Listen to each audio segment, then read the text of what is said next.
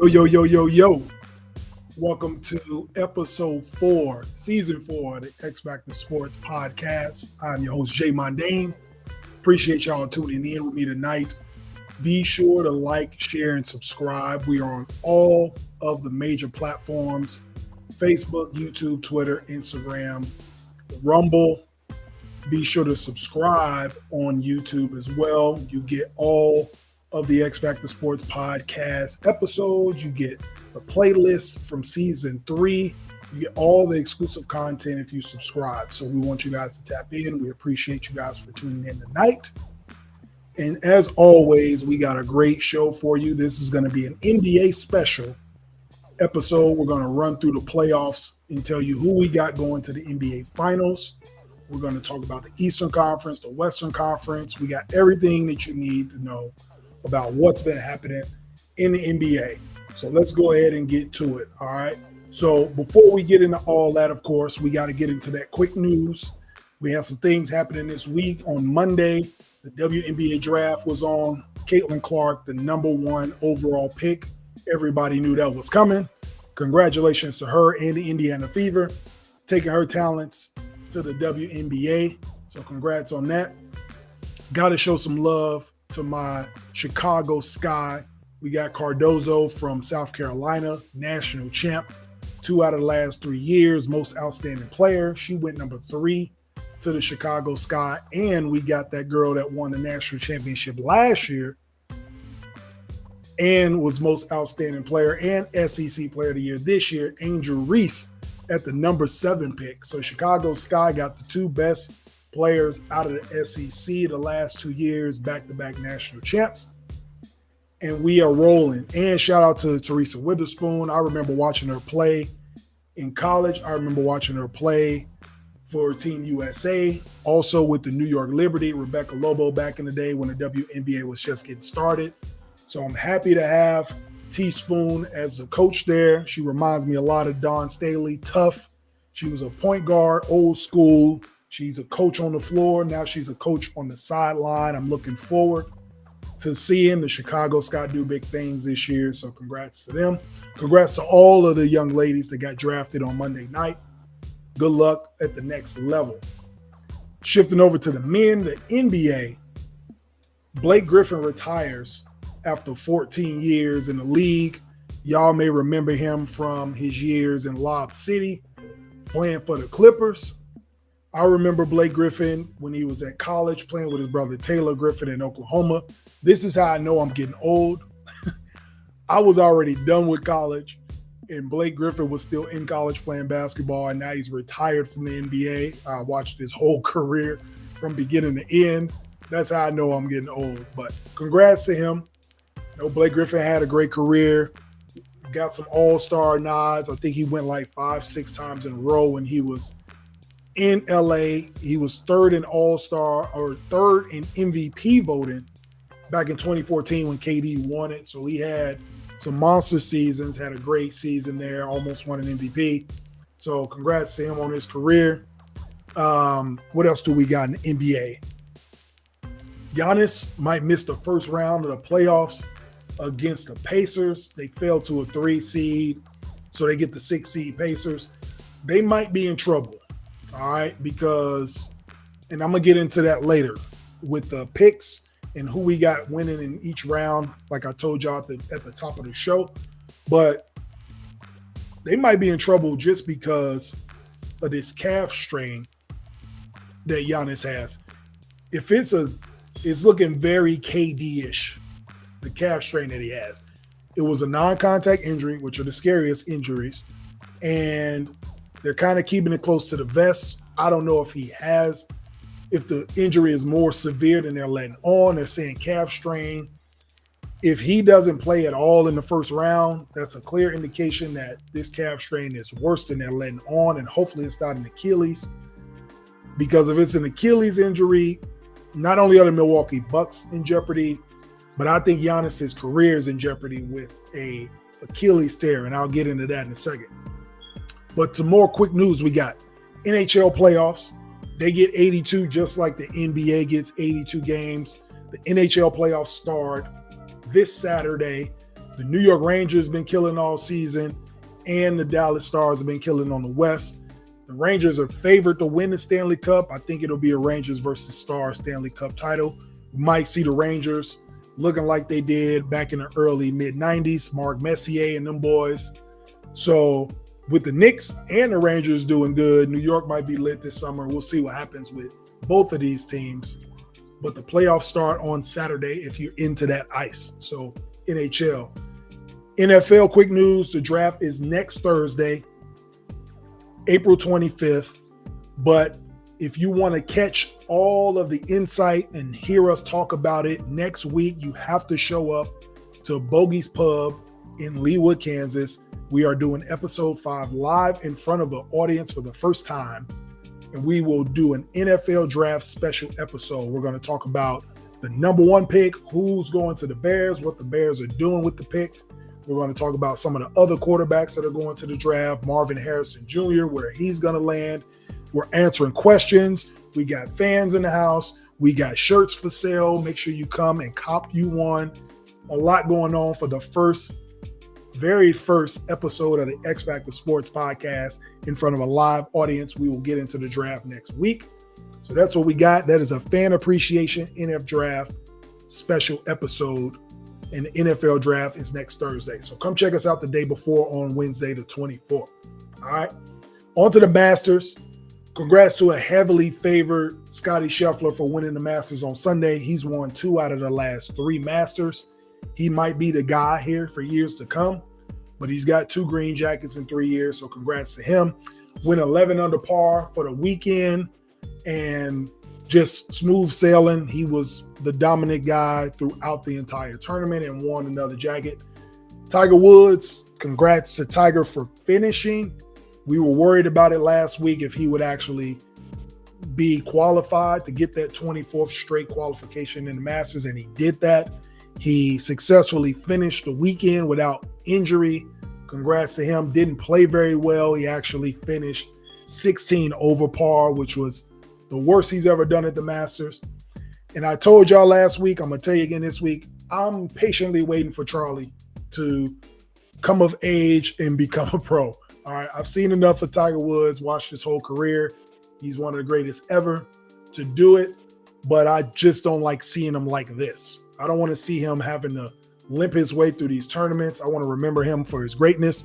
Now it's time to see his son. I just want him to coach his son up, get Charlie to the professional rankings, and let's root for young Charlie to get him a green jacket one day. All right. Now that we got all the quick news out the way, let's go ahead and get into it. All right. Y'all already know what time it is. Do you guys believe in basketball karma? All right. I believe in basketball karma, and I'm going to tell you why I believe in that. Things happen for a reason in the universe, but especially in sports. And the Milwaukee Bucks are going through it right now. I told y'all I was going to get into this Giannis thing. I'm going to get into this whole Milwaukee Bucks thing. They are going through some serious basketball karma. Take you back to even when they let Mike Budenholzer go. He won him an NBA title, and he's always had a winning season with the Bucks. They've always been title contenders since he was the head coach there. And then they let him go. They bring in Adrian Griffin, who was a questionable hire because he was a new coach, never coached before in the NBA. It was his first coaching job with a veteran team. But with that, Adrian Griffin actually did a good job in hindsight. I mean, the players probably didn't like him in the locker room, whatever it was. Apparently, they didn't like his coaching style. Mind you, he's a first-year head coach when they gave him the job, and he was 30-13, and he had the Bucks as the 2 seed in the Eastern Conference when they let him go. 30-13. They was only 3 games behind the Celtics when they fired him. They bring in Doc Rivers, who, by the way, was a consultant behind the scenes or whatever, behind Adrian Griffin, and then he ends up getting the job. It's like stealing this dude's girlfriend, and you're supposed to be his homie. So that's what the Bucks do. And with Doc Rivers, they go 17-19, literally limping their way into the playoffs, fall to the 3 seed, and now they 15 games behind the Celtics. So what do we bring Doc Rivers in for?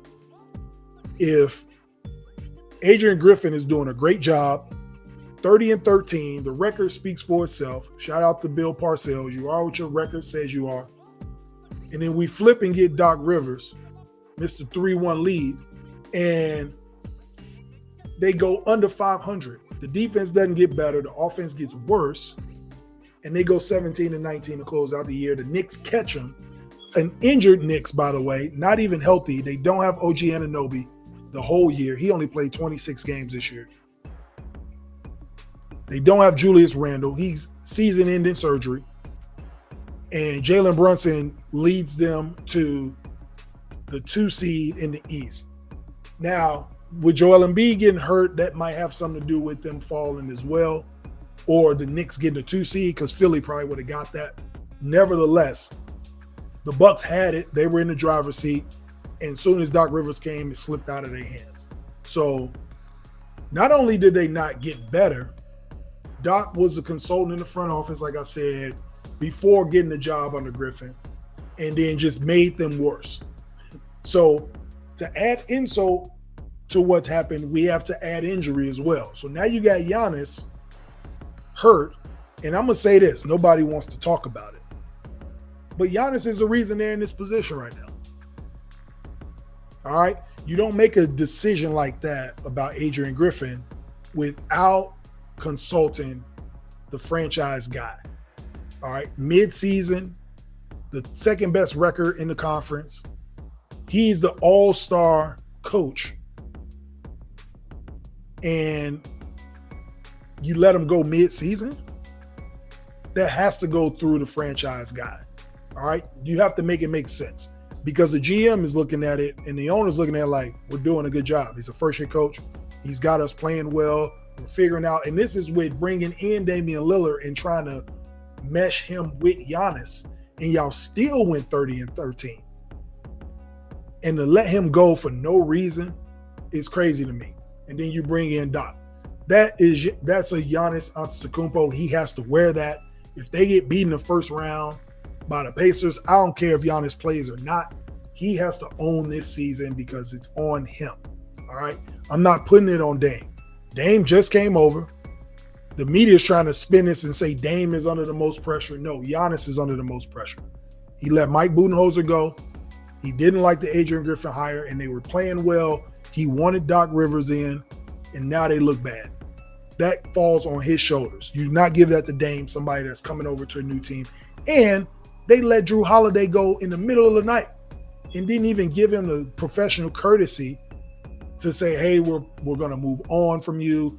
Get your family in order. Get your affairs in order. We're going to move on. They didn't even give him that. So this is what I'm saying about basketball karma. Now they done fell out of the 2 seed. They might lose to the Pacers in this first round. Giannis is hurt. Hopefully it's not a career-ending or season-ending injury. Mr. 3-1 Doc Rivers might piss away another season with another team.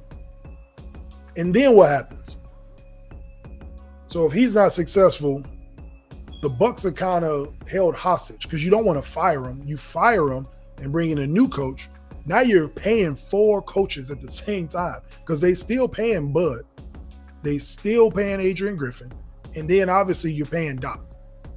And then you fire him, you bring in another coach, you got to pay him. He ain't going to work for free. So the Bucks will be on the hook for paying 4 coaches next season. It's a mess. A team that just won a championship not even 5 years ago is dealing with a coaching carousel, and all the coaches they let go were winning. It doesn't make sense to me. But again, that's that karma I'm talking about. You got to have a little bit of thought about what is going on in Milwaukee, and Giannis has to get the blame. He has to get the lion's share of it. I don't want to hear about this, but Giannis is solidified. He won a ring. No, you don't make these types of knee-jerk decisions without consulting the franchise player, and I think he has a lot to do with it.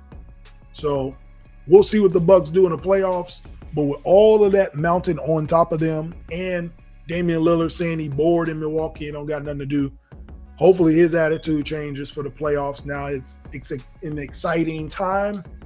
But yeah, You got to put that at, if they don't succeed or get to a finals, you have to lay that at Giannis's feet, especially for the last couple of years, the lack of success that they've had in the postseason these last few years. They haven't even got out of the second round since winning the title.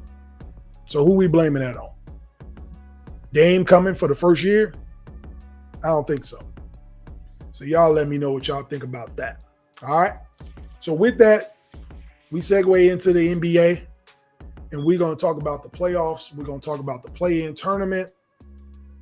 Y'all let me know what y'all think. Is this on Giannis's feet?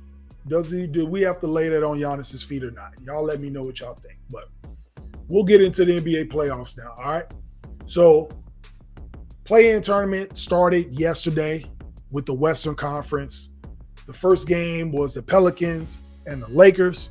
The Lakers, by the skin of their teeth, got out of there with a win. Zion gets hurt, had a monster game, 40 points in his first playoff action, if you want to call it a play-in, some playoff action. It's his first action. He had to lead a game. They're saying it's a leg injury. They don't want to say what it is. He's getting an MRI today, but I feel bad for him. And as well as he played, Brandon Ingram didn't show up for him, and CJ McCullough didn't show up for him. And they lost the game at home, a game that was winnable. Even though they was down double digits in the second half, they came roaring back. They should have won.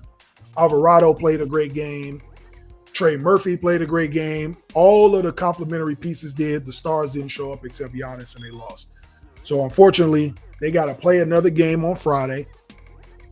And the Lakers move on, and they get that 7th seed. So congrats to them. They get a Western Conference Finals rematch against the Nuggets. We'll see what happens in that series. All right. Then the nightcap, the Kings get their revenge on the Warriors yesterday, which was crazy. Crazy game. I wanted the Kings to win, but I honestly wasn't sure if they would just because of the Warriors' experience. It was like a game 7 for them. Obviously, with the Warriors losing, they're out of the playoffs. And I saw a lot of things in this game with the Kings yesterday. Who is Keon Ellis? All right, this dude, undrafted, came in the game. I think he played for Alabama in college, if I remember. But great defense on Steph. You can't shut down the great players, but you can make them uncomfortable. And if you watch Keon Ellis last night, he made Steph uncomfortable. Steph was not hitting any shots without any type of looking over his shoulder. He wasn't getting that much airspace. Keon Ellis played a monster game. He started and he showed out for them. He was a difference maker. Great defense, hit huge threes. And then even to start the game off, Keegan Murray. If y'all watch that game, the crowd was going crazy for Keegan Murray. They love him. He a fan favorite. Every time he hit a bucket, you would hear the announcer yell out his first name and the crowd yell out his last name. It was crazy. Never heard that before. It was fun watching that game. So congrats to the Kings. Now you got to go play against a team who has beat you all 5 times this year in the Pelicans, and none of the games were close. The upside for the Kings is Zion may not be 100% if he plays. And maybe Brandon Ingram and CJ McCullough can wake up, because now they're in a game 7, a winner-take-all situation for that 8th spot. But at least they're playing at home. Hopefully we get some good news about Zion for Friday. But if the Kings play the way they just played yesterday, they're going to be a tough out for anybody. Even if they get that 8th seed, they'll be a tough out for the Thunder for sure. So congrats to them. Now to the Warriors, though. Is this the end of the Warriors dynasty? They showed the graphic on the screen about, what they've done over the last several years. Is this the end, though? You guys let me know what you think. I think this is the end of the dynasty. Do they blow it up? Klay Thompson looked like a shell of himself. I think he was like 0 for 9, 1 for 10 from 3. He didn't shoot the ball well at all. Does Chris Paul retire? Is he going to come back and try to play? He gets hurt every single year. Is he going to try to play another 82 and win a championship? So A lot of questions in the offseason for Golden State. What are we doing with Draymond Green? He's got 3 years on his contract, but can we deal with the antics? Do we want to deal with the antics of a Draymond Green? Like, I talked about this last season, season 3 of the show. When your antics outweigh your production, it's time to go. And Draymond's getting to that point. He's an older player. Jonathan Kuminga's coming into his own. Kevon Looney is still old, faithful, reliable. And Steph is going to be Steph. He's getting a statue out there. They're not letting him go unless he requests to leave. He's going to spend a lot of time this summer with Steve Kerr in Team USA. So I think they're going to have a lot of candid, direct conversations about what he wants to do with the big three. And I would not be surprised if Draymond is traded in the offseason. So this might be the end of it. They might have to blow that thing up. I wouldn't be surprised to see Clay leave also. So we'll see what happens with that. But looks like it may be the end of the dynasty. So we got Sacramento Kings going up against the Pelicans on Friday. Who do y'all think is getting that 8th spot? All right, I talked to my boy Coop. He thinks that the Kings can get to a conference final. He's got that much faith in them. Y'all let me know what y'all think, though. That game is on Friday. I'm going to tell you like this. Healthy Zion, the Pelicans win. If Zion is not playing, the Kings win. That's how I feel about it. So y'all let me know what it is, and we'll get to it. All right, in the Eastern Conference. So those games are playing right now. They're on tonight. The Heat and Sixers are playing right now, and the Bulls and the Heat play next, or the Bulls and the Hawks play next in Chicago. I got the Sixers winning this game.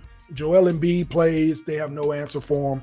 You can't sleep on the Heat in the playoffs. Eric Spoelstra is probably the best coach April, May, and June. I mean, just historically, he's probably got the most wins out of all the coaches.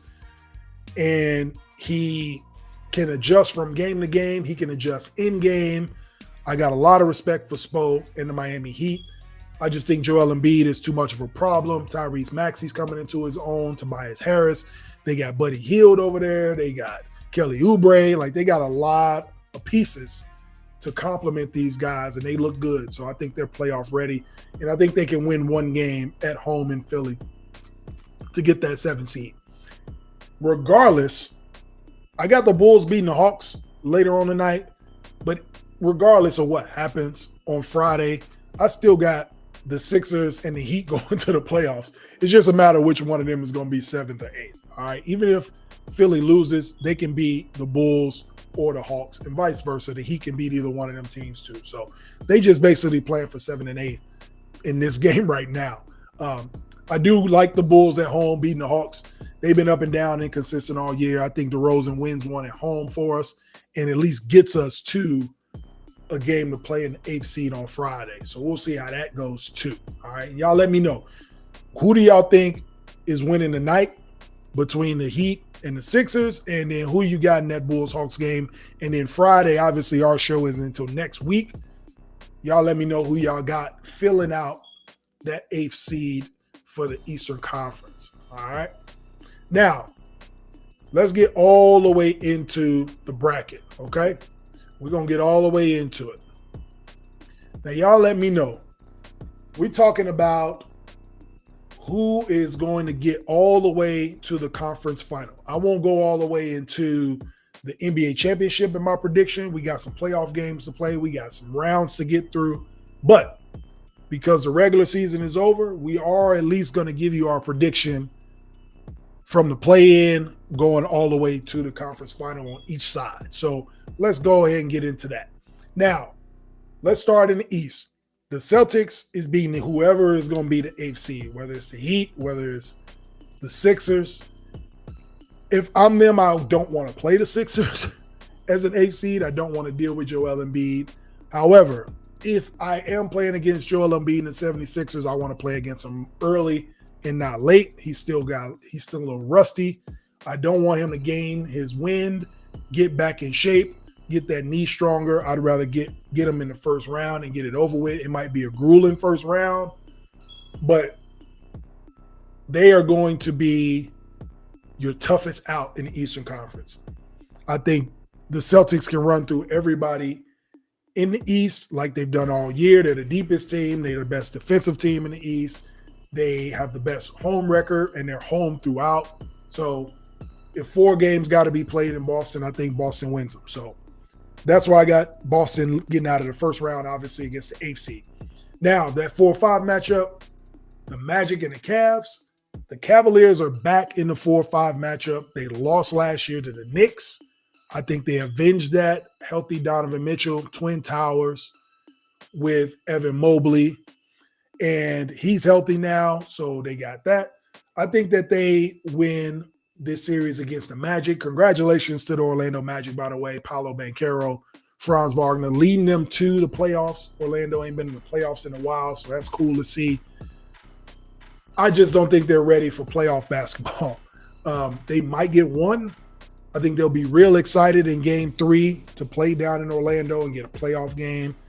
So they might get that one if they're going to get one. I think it'll be an exciting series to watch. I think the games will be close. But I think the experience of the Cavs get them out of that series. And then we got Bucks and Pacers. We talked about this. We got sports karma at its finest. I like the Pacers. I like Tyrese Halliburton. But again, they are a young team just like the Orlando Magic. I think the Bucks win this series. In this round, if Giannis does not play, Damian Lillard's got to carry a lot of the load. It's going to be a lot of Damian Lillard and Tyrese Halliburton back and forth. And he's going to need Brook Lopez and Bobby Portis off the bench. Bobby Portis might move into the starting role rotation because of Giannis being out. But he's going to need to lean on these guys that have experience playing playoff basketball in Milwaukee. But I think Milwaukee can win this. This might go 6-7 games, but I think that a Game 7 in Milwaukee at home with Dame Lillard, as clutch as he is, I can see them getting out of this first round. If Giannis plays, it's a no-brainer, but the Pacers can win some games. They play a fast pace. They are the highest scoring offense in basketball, so they can definitely run up and down and get them a game. It's when the game gets slowed down and it's in the half court. What adjustments will be made? Let's see what the Pacers can do in a half-court game if they get slowed down. And then we got the Knicks against either, like I said, Philly or Miami. I'm proud of the Knicks, man. Jalen Brunson carrying his team, getting them to a 2 seed is incredible. I just don't know how far the Knicks can go without Julius Randle. They need him. I think in the half-court game, the game just slows down in the playoffs. You need somebody that can go get you a bucket. And Jalen Brunson can have 40-point games and they still lose. That's the problem with the Knicks. Unfortunately for them, if they get the Heat in the first round, they might be in trouble. Just because Spo, man, it's Jimmy Butler, it's hard. Bam, they don't have anybody for Bam Adebayo. It's going to be tough to beat the Miami Heat if the Heat get this seed. And if the Sixers get the 7th seed, they really can't beat them. This is going to be unfortunate, man. But I have the Knicks losing in the first round of the playoffs as a 2 seed. Just because the way the seeding fell, it's not favorable for them. I'd be happy to see them get out, but I just don't see them beating the Heat or the Sixers in the next round. So that moves us. The Celtics advance against the Cavs. Again, the Celtics have the size to go against the Cavs with Al Horford and Porzingis. So I just don't think that Jared Allen and Evan Mobley can handle them. Donovan Mitchell's going to have to play hero ball. And you got Jaylen Brown, Tatum, and then they're going to put Drew Holiday on Donovan Mitchell for most of that series. So as deep as the Celtics are, I got the Celtics beating the Cleveland Cavaliers, and moving on to the conference final. At the bottom of that bracket, again, the Heat or the Sixers. if they don't have to run into the Celtics early, either one of them teams that get that 7 seed, I'm predicting that the 76ers beat the Heat tonight. So I have them in that 7th spot. So I'm going with the 76ers beating the Bucks and moving on to the conference final. So then we got the Sixers and the Celtics playing in the conference final. And this is when the Celtics don't want to play the 76ers. It could benefit them because now we got some tread on the tires with Embiid. However, he could have gotten stronger throughout the playoffs. But nevertheless, the Celtics have been dominant all season long. I'd be a fool not to pick them to go to the finals. So out of the East, I got the Boston Celtics beating the Philadelphia 76ers in the conference final and getting back to an NBA final. All right. Over in the West, okay, we already got the Lakers at the 7th seed, so we're just deciding who we got at the 8th seed. I already told y'all, if Zion is hurt, I got the Kings winning.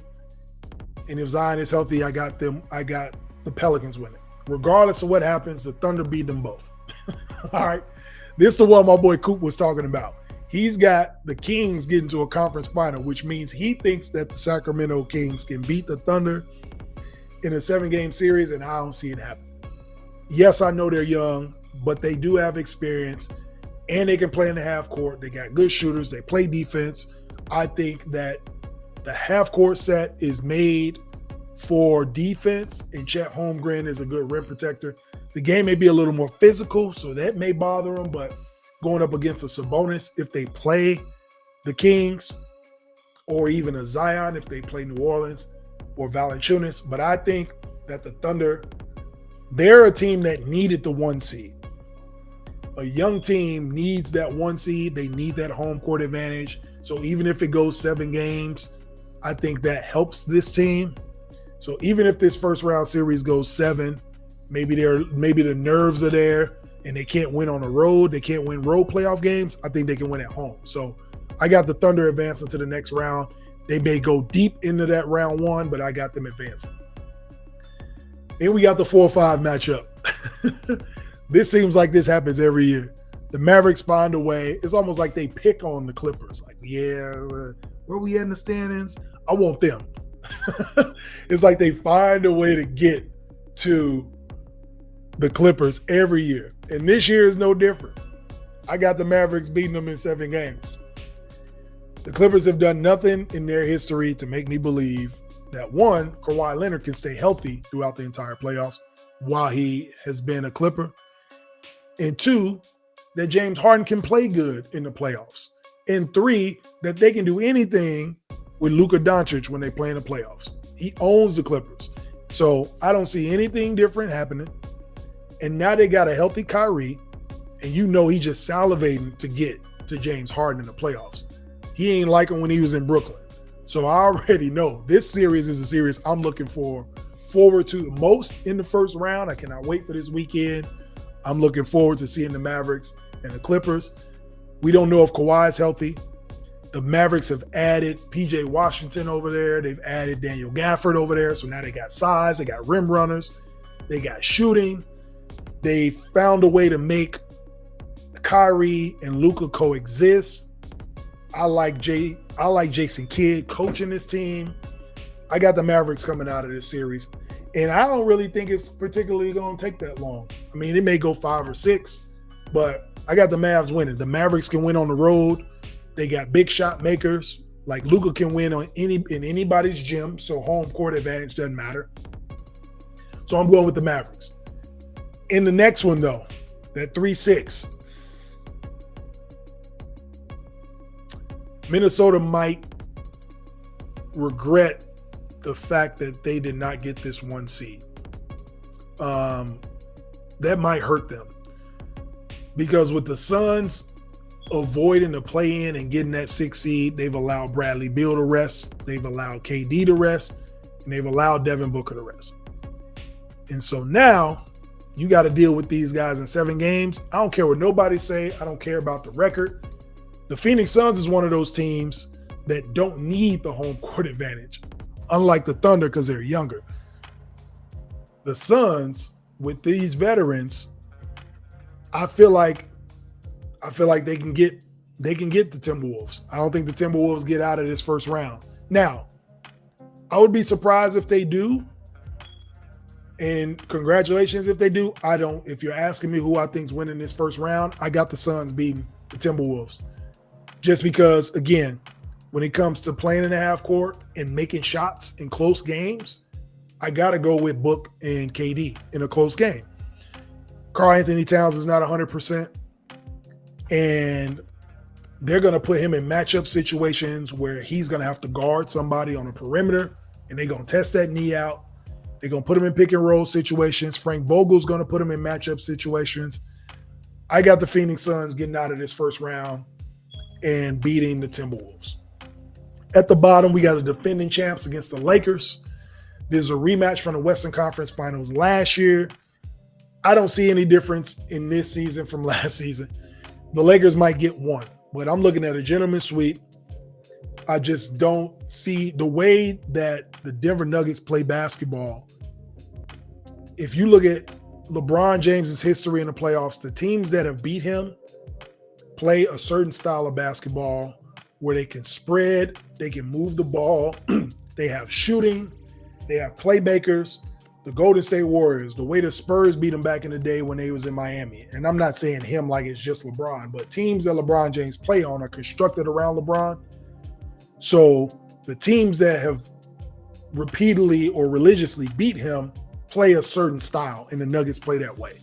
And Aaron Gordon's going to be the key to that. If you watch the Western Conference Finals last year, the way Aaron Gordon played in that series was unexpected.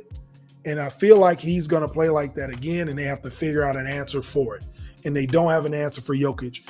If they put Anthony Davis in situations where he has to guard Jokic longer than he wants to, it's going to beat up his body.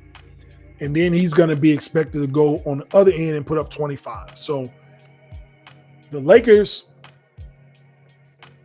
have had a pleasant surprise with D'Angelo Russell, the way he's been playing. I think he hit the most threes in Lakers history this season, so congrats for that. I just think that the Denver Nuggets are a far better team, and I think they get this over with early. It's a matchup thing. The Lakers are not matched up very well against the Nuggets. Now, if they got the 8th seed against the Thunder, now we got some questions, because I even talked about it last week that I wouldn't be surprised if it goes 7 games. LeBron can get a game 7 on the road against a young, inexperienced team. This ain't that. All right. Against the Nuggets, they've seen it all, been through it all, won a chip, went through the Lakers. All the games were close last year in that sweep. But in the fourth quarter, the Nuggets had the answers to the test. And so I feel like that's going to happen again. I got the Nuggets getting out of that series pretty quick. All right, then we move on back up to the top. The Thunder against the Mavericks. Man, that's going to be an interesting one, because I would be surprised and excited to see either one of these teams in a conference final, whether it be the Nuggets or the Thunder or the Mavericks. This is where I got to see how good each of these teams really are. Are the Thunder just a good enough team record-wise that they got the 1 seed and now they got to get past a really good experienced team? Or are the Mavericks really hot and they're able to get to a conference final? Luka's been to a conference final before, and the Thunder haven't. Again, if any team can win games on the road and can score on anybody, Dallas Mavericks is one of those teams. I see this going 7 games, and I got the Dallas Mavericks beating the Thunder in 7 in the second round. And then at the bottom, I got the Nuggets beating the Suns. Again, I love Kevin Durant. He's still my favorite player. He's still the best player in the league. The Nuggets are too good. They're a well-oiled machine. I just don't think the Suns have enough to beat Denver. They're going to give them a better series than the Lakers will. But in the end, I got the Nuggets winning that series. And then we get to a conference final where the Nuggets go against the Dallas Mavericks, and I got the Nuggets getting back to a final. So that one may get over in 6 games. just the altitude, the grueling season that the Mavericks got. They have to fight their way to get to a 5th seed. They're going to have 2 tough series. I'm not saying they're going to run through the Clippers or the Thunder. I think they're going to have the toughest road to get to a conference final, and they're not going to have enough to beat the Nuggets. So there you have it. I got the Denver Nuggets in the Western Conference, and I got the Boston Celtics in the East going to the finals. You guys let me know what you think. As the playoffs continue, obviously we're going to talk about it, whether I'm right or wrong. I got to talk about what is happening, but that's my prediction. I got Nuggets Celtics in the finals. And when we get to June, we will talk about who we think is going to win the championship. All right. So y'all, again, let me know what you think about that. So with all that being said, with the brackets, let's get into these awards for the end of the year. Who do we think is winning awards? I'm going to let y'all know what I think. I'm going to let y'all know who's winning the MVPs, Coach of the Years, and let's start at the top with that. So for the Coach of the Year, I'm going with Jamal Mosley of the Orlando Magic for obvious reasons. All right. They were 34-48 last year, completely flipped their record around, 47-35. They're 5th seed in the playoffs, haven't been in the playoffs in a long time. So congratulations to them. They let Aaron Gordon go a few years ago, had to rebuild, had some terrible years, and now they're back in the playoffs. The team average age is 24 years old, so they're kids. They're the 3rd youngest team in the NBA behind the Spurs and the Thunder, I think. And they're led by a 2nd-year player in Paolo Banchero. So congratulations to them. I think Jamal Mosley deserves to be Coach of the Year. Yes, the Thunder coach can get it. Obviously, teams that are first place in their conference. But when I look at the turnaround from where Orlando was to where they are now in a year, I give it to Jamal Mosley. Like JB Bickerstaff got it last year, I think Jamal Mosley deserves it this year. So that's what I'm going with for my Coach of the Year. For 6th Man of the Year, he didn't play yesterday, but he definitely deserves 6th Man of the Year. I'm going to go ahead and give it to Malik Monk from Sacramento. Career highs in points and assists. He was 5th in votes last year, but he definitely deserves it this year. I think he'll get it. Naz Reid will deserve some votes from Minnesota. He made a late push at the end of the year coming in for Cat. Everybody was able to see his skill set, his shooting ability, but Malik Monk was consistent all year. I think he was the reason that Sacramento made the turnaround and made a push to get in the play-in. So I think Malik Monk gets 6th Man of the Year. I think he gets majority of the votes. I don't think he's going to be close between him and Naz Reid, but I think Naz Reid will get some votes, but I think he's the 6th Man of the Year for sure. For Most Improved Player, this could have went a lot of different ways according to the media and according to how guys have played this year, but for me, it wasn't even a question. It's Tyrese Maxey from the 76ers. Not a question at all.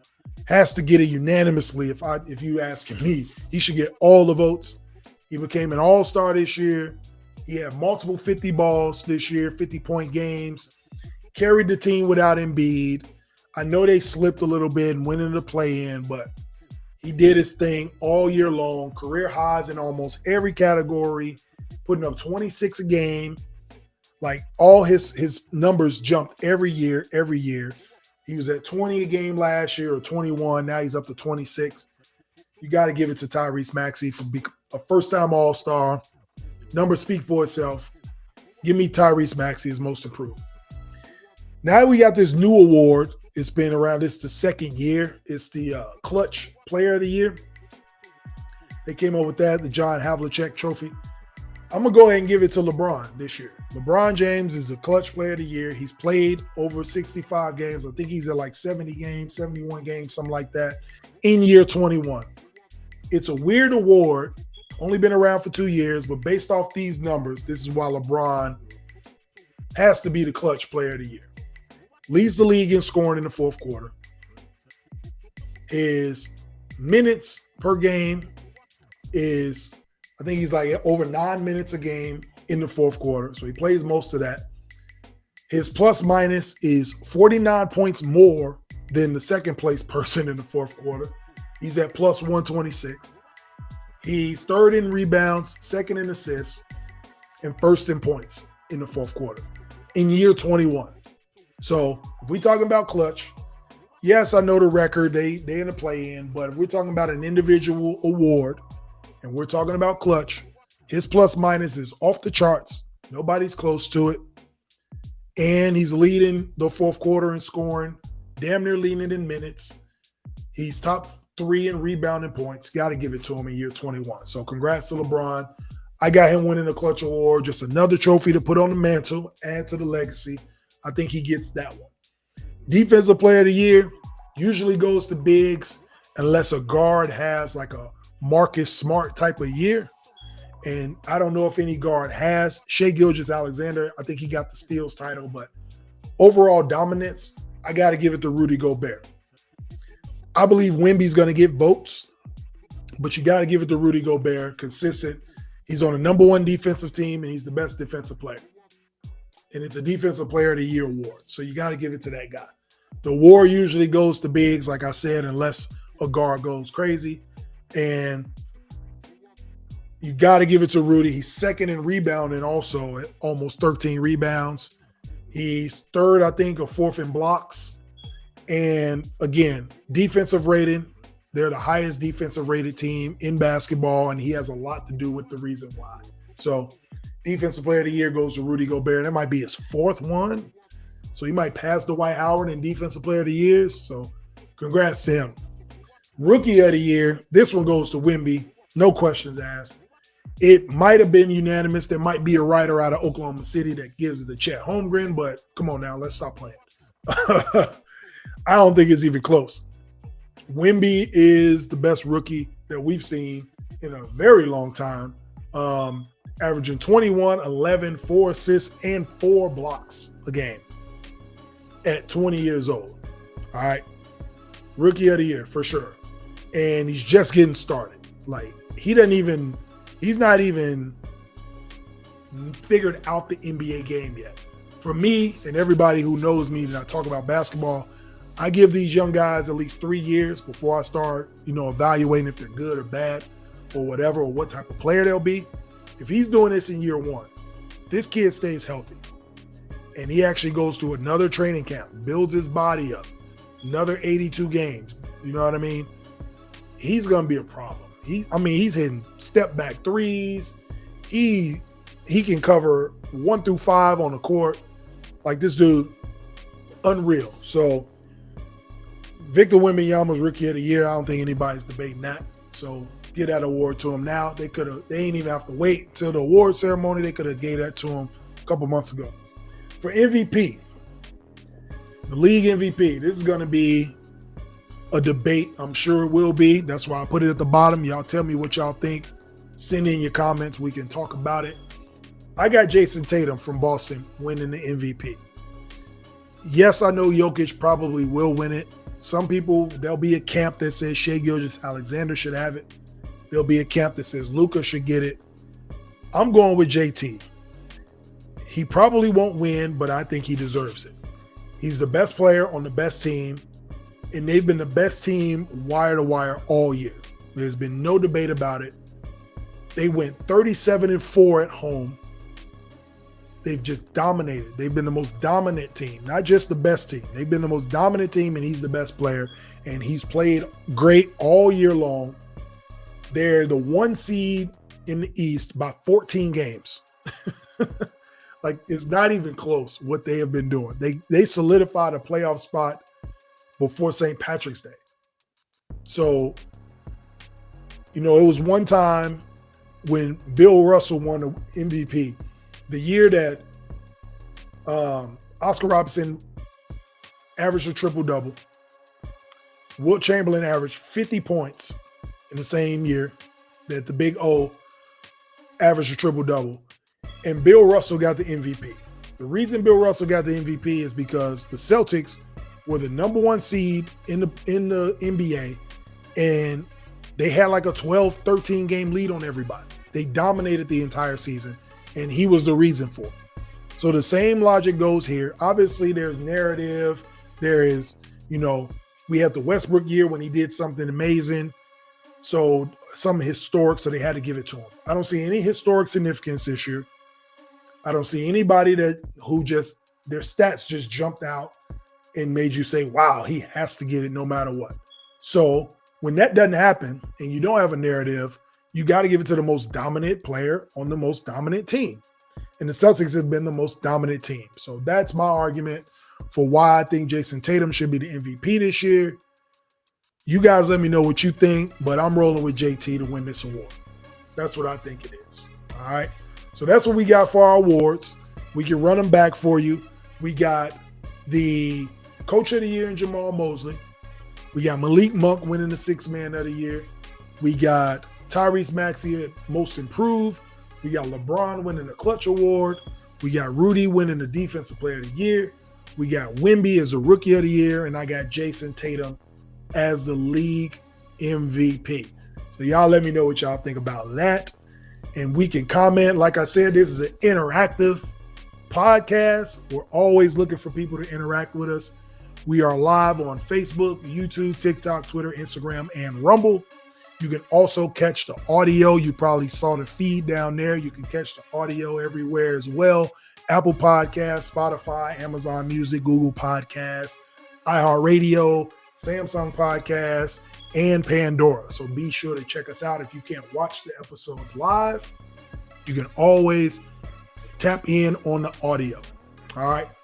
Now, before we get out of here, I want to thank y'all for tuning in to the X Factor Sports Podcast as well. So be sure to subscribe on YouTube also. But before we dip out, all right, opportunities are waiting to be found. What do I mean by opportunities are waiting to be found? Opportunities aren't going to come if you just sit on your hands, right? If you just sit around and wait for opportunities to come, they usually don't. They're going to pass you by. But they're waiting for somebody to find them. They're all over the place. All right. If you are looking for opportunity, that means you are active. That means you're working towards something. It means you're finding information. You're willing to learn. You're willing to make mistakes. You're willing to learn from mistakes to prepare yourself to seize the opportunity, right? So opportunities are waiting to be found. Are you looking for opportunities or are you waiting for opportunities is the question. All right. There's a big difference in the two. Looking for opportunities are what I just said, what I alluded to. Preparing yourself when they come and then sitting around saying, oh man, ain't nothing gonna happen. Woe is me, making excuses. Opportunities going right behind you. You don't even see them. So you can't expect opportunities to fall in your lap. If they do, they don't last very long usually. We've all had those situations where something happened for us and it was short-term success or short-term, short-lived. And then we were looking for that again or waiting for that to happen again without looking for it. You got to get up and get out and go find it. That's the opportunity. The opportunity is around people that are actively looking for it. It's attracted to work. So everybody can't reach their goals because it's hard to do, but the opportunities are always out there. So you just got to be looking for them. Look at sports, right? Every year, there is somebody that gets called up from AAA to play in the big leagues. There is somebody that gets called up from the G League to play in the NBA, from the UFL that's going on this spring to get called up to the NFL. The opportunities are there, right, for everybody, and they're looking to be found. But the people that actually work hard and rise to the occasion are the ones that earn said opportunity. So when you get the opportunity, now the question is, will you relax or will you work harder, right? If you want more opportunities to come, you got to continue to work hard to get those opportunities. So that's what needs to happen. So opportunities are out there. You just got to work hard and don't ignore the signs when you find them. And you better be ready for them. Simple as that. All right, man, we're going to get up out of here. This is another episode of the X Factor Sports Podcast, Season 4, Episode 4, the NBA special episode. I want to thank y'all for tuning in tonight. Looking forward to the playoffs. Looking forward to more play-in games on Friday to decide these seeds. I want to thank y'all again. Next week is episode 5, the fan appreciation episode y'all all been waiting for the first time ever.